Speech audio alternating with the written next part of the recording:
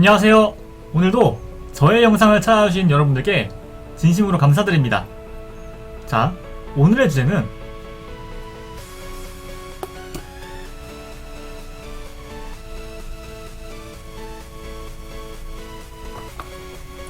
바로 이 ABC 살인사건입니다. 오랜만에 아가사 크리스티의 장편소설로 돌아왔는데요. 오늘부터는 장편소설을 다룰 때 한 가지 바뀐 점이 있습니다. 저번 영실을 향하여를 찍을 때 하나 느낀 것이 있는데요. 장편소설은 하나의 영상으로 다루기에는 너무 시간이 길어지는 것 같습니다. 그래서 앞으로 장편소설은 하나의 소설을 두 편으로 나누어서 제작하도록 하겠습니다.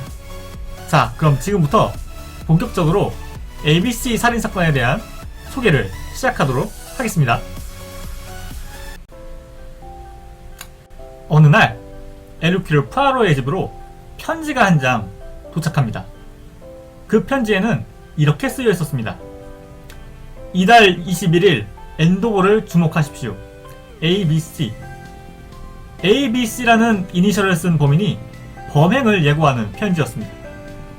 에르큘 푸아로의 친구 아서 헤이스팅스 대위는 이 편지를 그저 장난 정도로 여겼으나 정작 에르큘 푸아로 본인은 이 편지를 굉장히 범상치 않게 여겼습니다.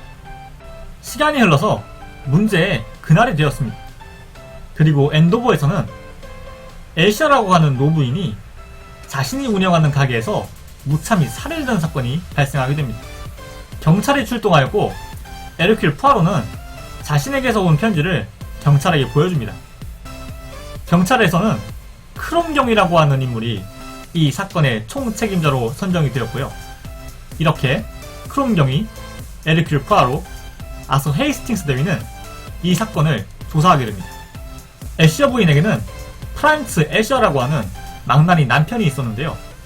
그는 종종 애셔 부인을 찾아와 돈을 요구하였고 때로는 죽여버리겠다고 협박을 하기도 하였습니다.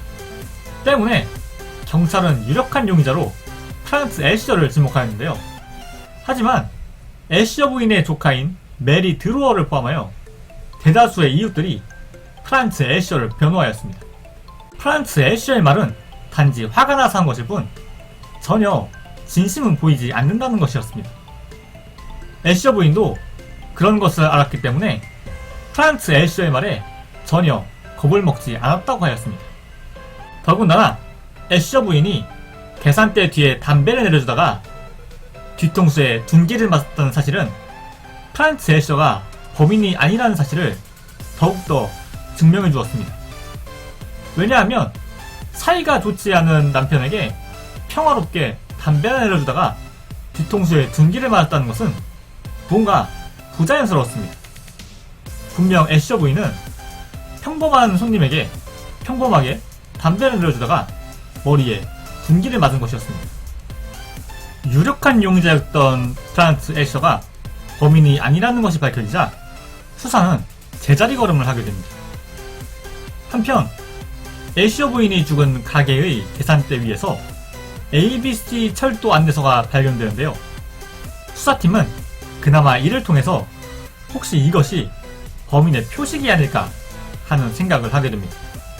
즉, 푸아로에게 편지를 보낸 문제의 ABC가 이 범죄를 계획한 것이 아닐까 하는 생각을 하게 됩니다. 그러던 어느 날 푸아로에게 두 번째 편지가 오게 됩니다. 이번에는 7월 25일 백스힐을 주목하라고 쓰여 있었습니다. 이를 통해서 에르큘 푸아로는 어느 정도 범인의 범행 패턴을 파악하게 되는데요. 범인의 이니셜인 ABC, 사건 현장에 놓여있던 ABC 철도 안내서, 첫 번째 범행 장소와 죽은 사람은 엔도버와 애셔, 두 번째 범행 장소는 백스힐. 이를 통하여 에르큘 푸아로는 아마 두 번째 범행 대상은 성이 B로 시작하는 사람일 것이라고 추측하게 됩니다. 하지만 그것을 알아냈다고 해도 범죄를 막을 수는 없었습니다. 왜냐하면 백스힐에 사는 성이 B로 시작하는 사람은 한둘이 아니었기 때문입니다. 결국 사건은 일어났고 엘리자베스 바너드라는 젊은 여성이 살해당하고 맙니다. 그녀의 언니인 메건 바너드와 남자친구인 도널드 프레이저를 조사하여 한 가지 사실을 알아내는데요.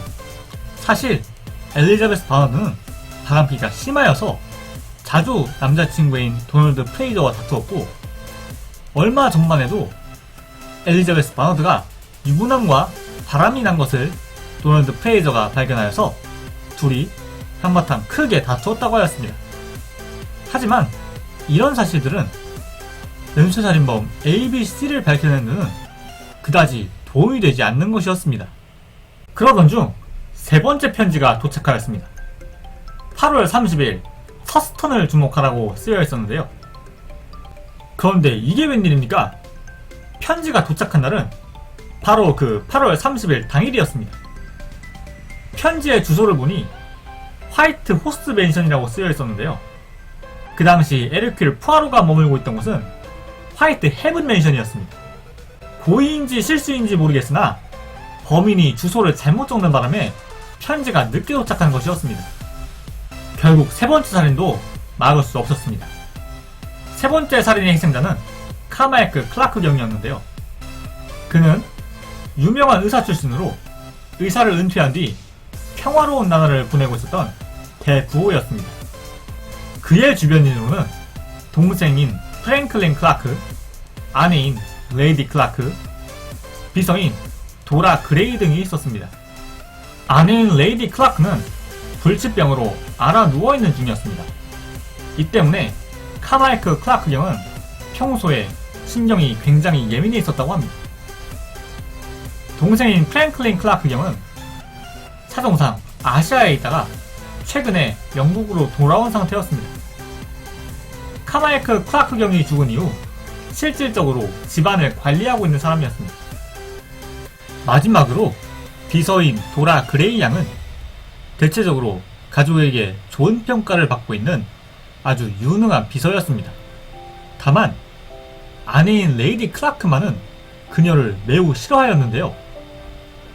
어쨌든 카마이크 클라크 경 또한 주변인 중에 그를 죽일 만한 사람은 없었습니다. 결국 이렇게 3건의 사건이 일어나는 동안 범인의 머리털 하나조차 잡지 못한 꼴이 되었습니다. 모두 답답해 미칠 지경이었죠. 이렇게 되자 에르큘 푸아로는 특단의 조치를 내리게 됩니다. 자, 과연 이 특단의 조치는 무엇일까요? 이 특단의 조치는 성공할까요?